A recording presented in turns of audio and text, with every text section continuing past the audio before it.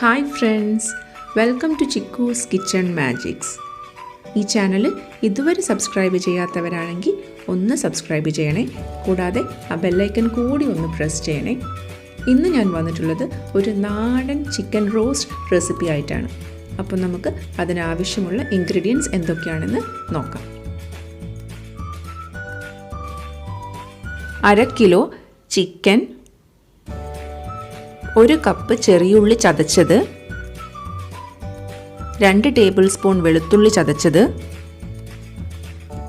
1.5 table spoon ഇഞ്ചി ചതച്ചത്, 3.5 table spoon വറ്റൽമുളക് പൊടിച്ചത്, കറിവേപ്പില, 4 ടേബിൾ സ്പൂൺ വെളിച്ചെണ്ണ, 1 ടീസ്പൂൺ വിനീഗർ, ആവശ്യത്തിന് ഉപ്പ്. ഇനി നമുക്ക് പ്രിപ്പറേഷനിലോട്ട് കടക്കാം.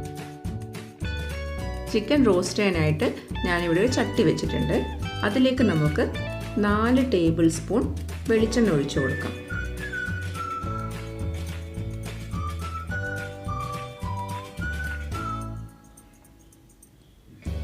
വെളിച്ചെണ്ണ ഒന്ന് ചൂടായി വന്നതിന് ശേഷം അതിലേക്ക് ചതച്ച് വെച്ച ചെറിയുള്ളി ചേർത്ത് കൊടുക്കാം. ഇനി അതിലേക്ക് ആവശ്യത്തിന് ഉപ്പും കൂടി ചേർത്ത് നമുക്ക് ഒരു 2 മിനിറ്റ് ഒന്ന് വഴറ്റിയെടുക്കാം.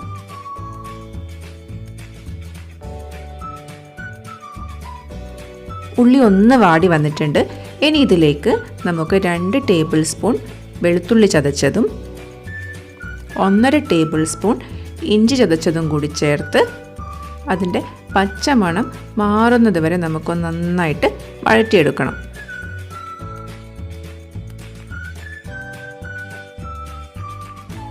ഇഞ്ചി വെളുത്തുള്ളിയുടെ ഒക്കെ പച്ചമണം മാറി ഇതിപ്പോൾ നന്നായി വാടി വന്നിട്ടുണ്ട്. ഇനി ഇതിലേക്ക് നമുക്ക് വറ്റൽമുളക് ചേർത്ത് കൊടുക്കാം. വറ്റൽമുളക് ചേർത്തതിന് ശേഷം ഇത് നന്നായി നമുക്ക് വഴറ്റിയെടുക്കണം. ഒരു ബ്രൗൺ കളർ ആവുന്നത് വരെ വഴറ്റിയെടുക്കാം.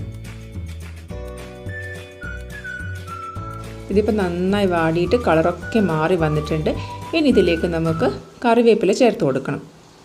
കറിവേപ്പില ചേർത്തതിന് ശേഷം ഒന്ന് നമുക്ക് വഴറ്റിയെടുക്കാം.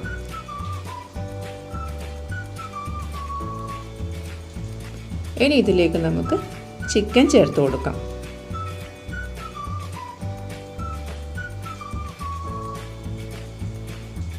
അതിനുശേഷം നമുക്കിത് ഒരു 2 മിനിറ്റ് നന്നായിട്ട് വഴറ്റിയെടുക്കാം. ഇതിപ്പോൾ നന്നായിട്ട് ഞാൻ വഴറ്റിയെടുത്തിട്ടുണ്ട്. ഇനി നമുക്കിത് 5 മിനിറ്റ് ഇതൊരു മീഡിയം ഫ്ലെയിമിലിട്ടിട്ട് അടച്ച് വെച്ച് വേവിച്ചെടുക്കണം.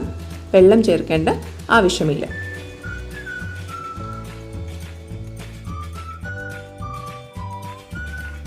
ഇപ്പോൾ ഏകദേശം 5 മിനിറ്റ് ആയിട്ടുണ്ട്. അതിനിടയ്ക്ക് ഞാനിതൊന്ന് തുറന്നു കൊടുത്ത് നന്നായി ഒന്ന് മിക്സ് ചെയ്ത് കൊടുത്തിരുന്നു. കാരണം ചട്ടി ആയതുകൊണ്ട് ഇതൊന്ന് അടിയിൽ പിടിക്കാൻ ചാൻസ് ഉണ്ട്.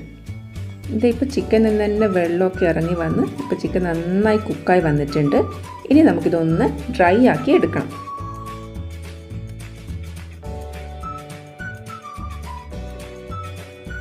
ചിക്കനൊക്കെ നന്നായി ഡ്രൈ ആയിട്ട് കളറൊക്കെ മാറി വന്നിട്ടുണ്ട്. ഇവിടെ ഞാൻ 3 ടേബിൾ സ്പൂൺ വറ്റൽമുളകാണ് യൂസ് ചെയ്തത്.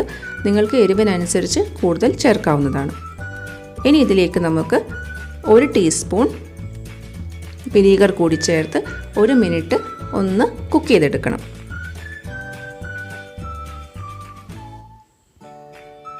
ഇപ്പം നന്നായി കുക്കായി വന്നിട്ടുണ്ട്. ഇനി നമുക്കിത് ഫ്ലെയിം ഓഫ് ചെയ്ത് സെർവിങ് പ്ലേറ്റിലോട്ട് മാറ്റാം. വളരെ ടേസ്റ്റി ആയിട്ടുള്ള നാടൻ ചിക്കൻ റോസ്റ്റ് ഇവിടെ റെഡി ആയിട്ടുണ്ട്.